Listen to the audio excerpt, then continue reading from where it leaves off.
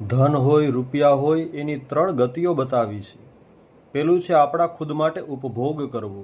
આપણી પાસે ધન હોય તો આપણે ખુદ માટે વાપરીએ તેનો સદુપયોગ થાય. બીજી ગતિ બતાવી છે દાન કરવું, બીજાને મદદ માટે એ ધનનો સદુપયોગ કરવો.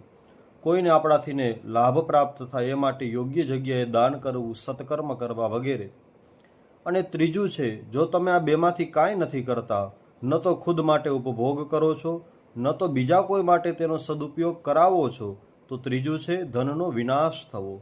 માટે ધનનો વિનાશ ન થાય એ માટે માત્ર ચોકીદાર બનીને ન રહેવું, કાં તો ખુદ માટે ઉપભોગ કરવો અથવા તો બીજાને ઉપયોગી થવું.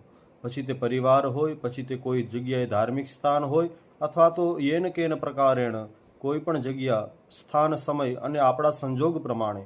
પણ ધનના બે માર્ગ ખાસ છે. એક ખુદ માટે ઉપભોગ અને બીજું બીજા કોઈને ઉપયોગ થાય એ માટે દાન, એ માટે મદદ, એ ખાસ કરવું.